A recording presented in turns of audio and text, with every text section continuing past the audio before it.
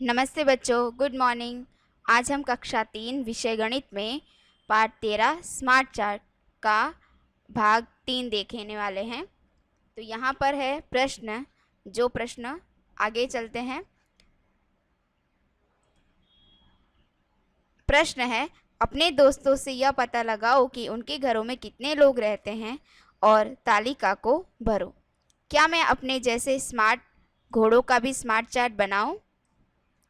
क्या कहता है यहाँ पर कि यहाँ पर देखिए एक तालिका दी गई है जिसके अंदर साथ रहने वाले लोगों की संख्या है, यानी कि जैसे कि ऐसा एक विस्तार है जहाँ पर एक अकेला रहने वाला व्यक्ति, 2 लोग, 3 लोग, 4 लोग, 5 लोग, 6 लोग, 7 लोग, 8 लोग साथ में रहते हैं।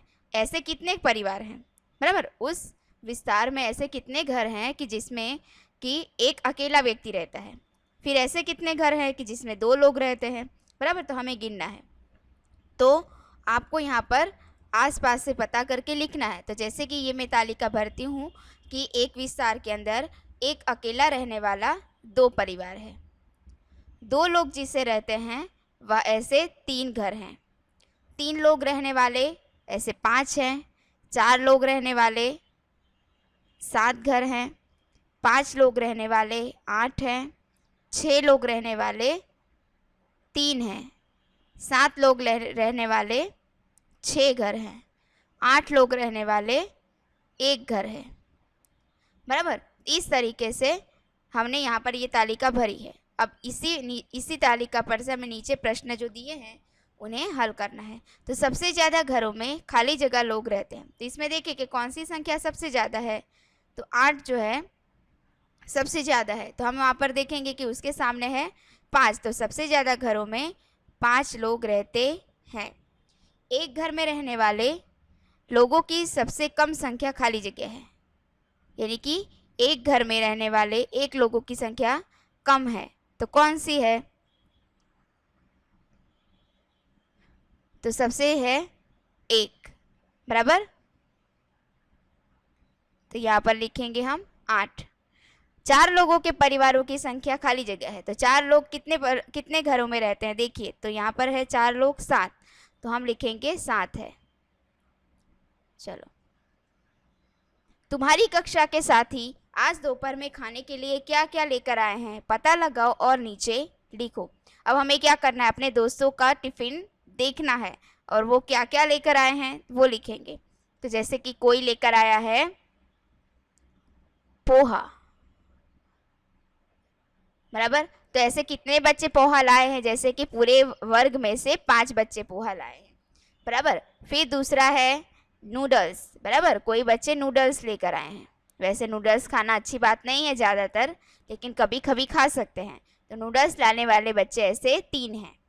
चलो, उसके बाद है खिचड़ी, बराबर। खिचड़ी लाने वाले बच्चे 10 हैं। फिर है पराठे, बराबर। पराठे लाने वाले जो हैं बच्चे ऐसे 15 बच्चे पराठे लाए हैं। फिर और क्या ला सकते हैं हम? सब्जी रोटी, ठीक है, सब्जी रोटी। ऐसे सब्जी रोटी वैसे सबसे पौष्टिक नाश्ता है, बराबर। तो और बच्चों को सब्जी रोटी ज़्यादातर खानी चाहिए, और वो भी जैसे कि नहीं कि रोज़ रोज़ आलू की सब्जी खाओ, बराबर। रोज़ अलग अलग हमें सब्जियां खानी चाहिए। तो ऐसे सब्जी रोटी लाने वाले बच्चे हैं 17, बराबर। क्योंकि सब बच्चे समझदार हैं ना, इसलिए ज़्यादातर सब्जी रोटी लेकर आते हैं। दोपहर में खाने के लिए कौन सी चीज़ सबसे ज़्यादा बच्चे लाए हैं? तो कौन सी चीज़ लाए हैं? सब्जी और रोटी। तो हम यहाँ पर लिखेंगे सब्जी रोटी। कौन सी चीज़ सबसे कम बच्चे लाए हैं? तो नूडल्स, ओके। तो हम यहाँ पर लिखेंगे नूडल्स। चलिए, अब यहाँ पर देखिए एक चित्र दिया गया है। सबने अपनी रिसेस के टाइम पे नाश्ता ख़त्म कर लिया है, और वो देखिए कोई बच्चा पेड़ पे चढ़ के नाश्ता करने बैठा है ना, और कोई बच्चे यहाँ नीचे जो जगह दी गई है वहाँ पर बैठ के नाश्ता कर, और सब बच्चे एक दूसरे का टिफ़िन, यानी कि एक दूसरे का टिफ़िन शेयर करके और मिलजुल कर खाना खा रहे हैं।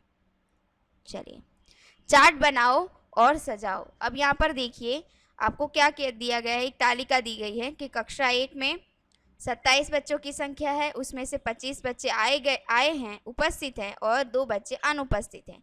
इसी तरीके के कक्षा 2 में 23 बच्चे में 22 बच्चे उपस्थित हैं और 1 बच्चा अनुपस्थित है। कक्षा 3 में 24 बच्चों की संख्या है, उसमें से 21 बच्चे उपस्थित हैं और 3 बच्चे अनुपस्थित हैं। कक्षा 4 में देखिए 22 बच्चों की संख्या है, उसमें से 18 बच्चे आए हैं और 4 बच्चे अनुपस्थित हैं। कक्षा 5 में 25 बच्चों की संख्या में 23 बच्चे उपस्थित हैं और 2 बच्चे अनुपस्थित हैं। बराबर, तो इन सबको हम पहले तो प्लस कर लेते हैं।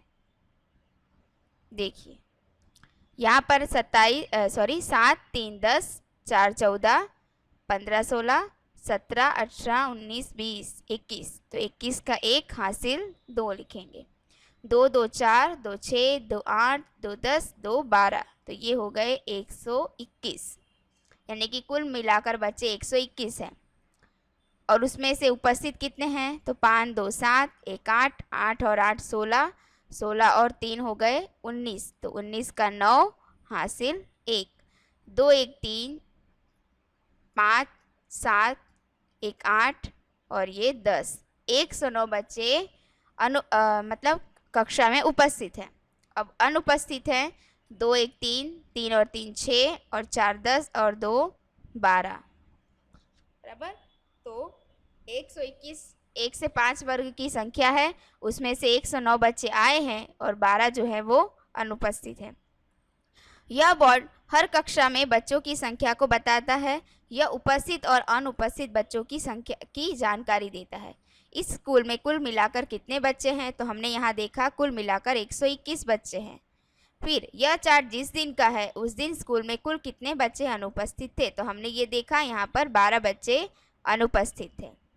चलो, अनुपस्थित छात्रों की संख्या देखिए, एक कक्षा 1 में 2 बच्चे अनुपस्थित, कक्षा 2 में 1 बच्चा, 3 में 3, चौथी कक्षा में 4 बच्चे और 5वीं कक्षा में कितने बच्चे हैं, तो यहाँ पर देखिए 5वीं कक्षा में 2 बच्चे अनुपस्थित हैं। तो हम यहाँ पर ये देखिए, ये स्मार्ट चार्ट बनाया गया है, यहाँ पे संख्या नहीं लिखी गई है बल्कि ये चार्ट बनाकर दिखाया गया है। तो 2 बच्चे अनुपस्थित हैं, तो यहाँ पर हम 2 चेहरे बनाएंगे।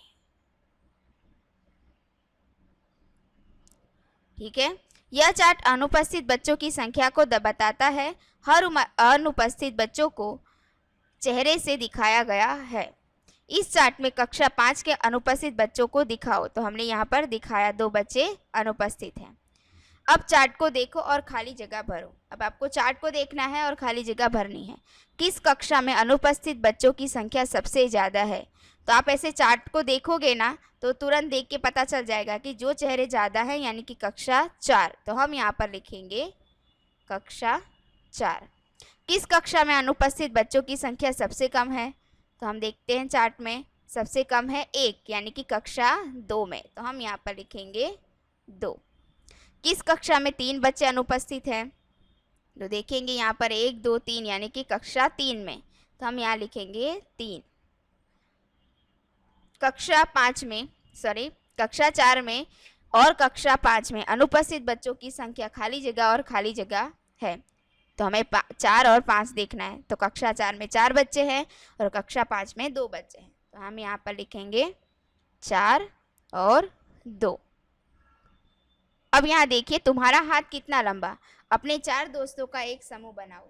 रद्दी कागज की पट्टियाँ काटो। इन पट्टियों की चौड़ाई बराबर होनी चाहिए। आपको क्या करना है, ऐसे रद्दी न्यूज़पेपर होता है उसको आपको लेना है और उसमें से आपको क्या करना है, पट्टियाँ काटनी है और हर पट्टी की चौड़ाई जो होती है वो आपको बराबर होनी चाहिए। जैसे कि आपके पास ये एक ऐसा न्यूज़पेपर है, ठीक है, ये न्यूज़पेपर है, उसमें से आपने जैसे कि 4 पट्टी काटी, बराबर, तो ये 4 पट्टियाँ हमने इसमें से काट ली, बराबर। फिर क्या करना है, हर बच्चे के हाथ की लंबाई को कागज़ की पट्टी से नापो। अब आपको क्या करना है, जैसे कि यहाँ पर एक हाथ दिया गया है, बराबर, ये हाथ है, तो आपको क्या करना है, उस पट्टी को आपको इससे नापना है। अगर पट्टी छोटी पड़ जाती है तो आपको दूसरी पट्टी यहाँ पर चिपका के आगे जोड़ना है, ठीक है।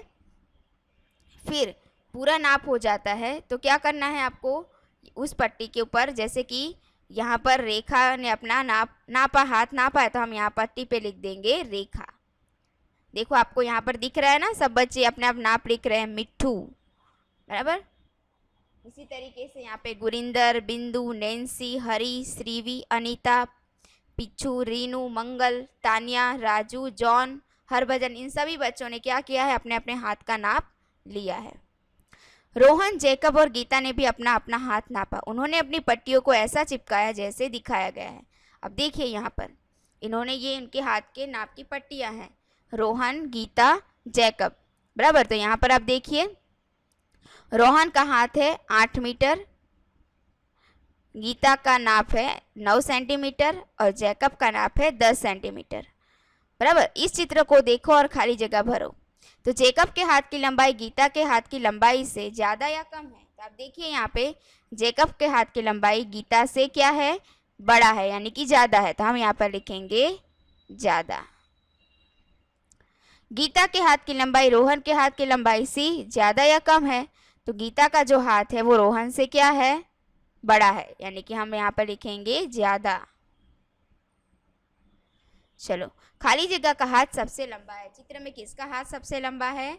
तो यहाँ पे जैकब का हाथ। खाली जगह का हाथ सबसे छोटा है। किसका हाथ सबसे छोटा है? तो रोहन का। दिए गए चार्ट में अपने समूह के सभी दोस्तों की पट्टियों को चिपकाओ। पट्टियों के बीच कुछ दूरी रखो। अब आपको क्या करना है, अपने जिन जिन दोस्तों के हाथ की लंबाई ली है, बराबर, पट्टियाँ का नाप लिया है, तो आपको यहाँ पर चिपकाना है और उसके ऊपर आपको नाम लिखना है, जैसे कि यहाँ पर आपको चित्र में दिखाया गया है। चलो, स्कूल आने जाने वाले बच्चे। अब यहाँ पर देखिए ये स्कूल दिख रहा है आपको, बराबर। उस स्कूल में बहुत अलग अलग रास्ते से बच्चे स्कूल में आते हैं, बराबर। और वो भी कोई चल के आता है, कोई बस में बैठकर आता है, कोई साइकिल से आ रहा है, कोई स्कूटर पर उसके पापा छोड़ने आ रहे हैं, कोई कार में बैठ के आ रहा है, कोई टांगा में आ रहा है, और कोई रिक्शा में आ रहा है, बराबर, कोई ट्रक पे बैठ के आ रहा है। तो आप देखिए अलग अलग तरीके से बच्चे स्कूल आ रहे हैं। तो यहाँ पर देखिए आपको कौन कौन सी गिनती करनी है, बस, साइकिल, रिक्शा और पैदल, बराबर। तो हम यहाँ पर लिखेंगे बस, साइकिल, रिक्शा और पैदल। ट्रक हमें दिया गया है, बराबर। चलिए, तो बस से आने वाले बच्चे कितने हैं? देखिए बस में कितने बच्चे आ रहे हैं, बस में बैठे हैं उन बच्चों को हम गिनते हैं। यहाँ पर 1 2 3 4 5 6 7 8 9। तो बस में बैठकर आने वाले बच्चे कितने हैं? 9। साइकिल से आने वाले, तो देखें साइकिल पर कितने बच्चे आ रहे हैं? 1 2 3 4 5। ये 5 बच्चे साइकिल से आ रहे हैं, तो हम यहाँ पर लिखेंगे 5। रिक्शा में बैठ के कितने बच्चे आ रहे हैं? तो रिक्शा में देखते हैं 1 2 3 4, तो हम यहाँ पर लिखेंगे 4। और पैदल चल के आने वाले बच्चे कितने हैं? 1 2 3 4 5 6, ये 7। और यहाँ पर एक बच्चा और भी पैदल आ रहा है, 8। और ये जो वैसाखी से वो भी पैदल ही गिना जाएगा, 8, बराबर। तो हमने गिना 1 2 3 4 5 6 7 8 और ये 9, बराबर। तो यहाँ पर हम लिखेंगे 9 बच्चे पैदल आने वाले।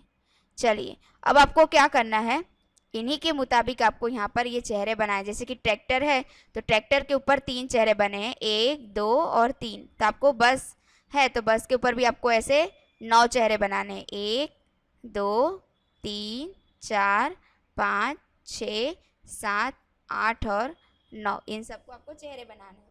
अब साइकिल से तो 5 है, तो हम यहाँ पर 5 बनाएंगे, 2 3 4 और 5। रिक्शा से आने वाले बच्चे 4 हैं, तो उसके ऊपर 4, 1 2 3 और 4। पैदल आने वाले बच्चे 9 हैं, तो 1 2 3 4 5 6 7 8 और 9, बराबर। चलो, खाली जगह को भरो। ज़्यादातर छात्र स्कूल पैदल या बस से आते हैं, बराबर। तो हम यहाँ पर लिखेंगे बस से आते हैं। पैदल आने वाले छात्रों की संख्या साइकिल से आने वाले छात्रों की संख्या से ज़्यादा है या कम? तो ज़्यादा है। स्कूल में सबसे कम छात्र खाली जगह से आते हैं। कौन से छात्र सबसे कम है यहाँ पर? ट्रैक्टर से, तो हम यहाँ पर लिखेंगे ट्रैक्टर। अब समझे इसे स्मार्ट चार्ट क्यों कहते हैं? सिर्फ इसे देखकर हम बहुत कुछ जान सकते हैं। और चलो कुछ ऐसे चार्ट बनाएं, बराबर। तब आपको देखिए यहाँ पर आपको खुद से कुछ चार्ट बनाने हैं। देखिए अभ्यास का समय है।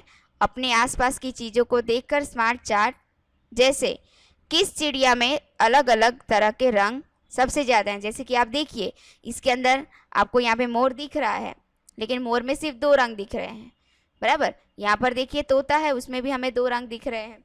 ऐसे आपको पंछियों के नाम लिख रहे हैं, बराबर। फिर उसके अंदर जैसे कि 5 रंग, जैसे कि मोर है उसके अंदर 5 रंग हैं, बराबर। तोता है उसमें 2 ही रंग दिख रहे हैं। चिड़िया के अंदर हमें 3 रंग दिख रहे हैं। तो आपको उस मुताबिक आपको चार्ट तैयार करना है। फिर किस जानवर को पालतू बनाने के लिए सबसे ज़्यादा पसंद किया जाता है? कि जैसे कि चलो अपने सोसाइटी में पूछो कि चलो अगर हम कुत्ता पालते हैं तो कुत्ता कितने लोगों को पालना पसंद है? तो जैसे 5 लोग हाथ ऊपर करते हैं तो हम यहाँ पर 5 गोल बनाएंगे। बिल्ली, चलो बिल्ली कितने लोगों को पालना पसंद है? तो हम यहाँ पर बिल्ली के ऊपर जैसे कि 3 कोई बोलता है तो हम यहाँ पर 3 गोले बनाएंगे। तो इस तरीके से आपको चार्ट बनाना है, बराबर। तो बच्चों आज का वीडियो यहाँ पे समाप्त होता है। धन्यवाद।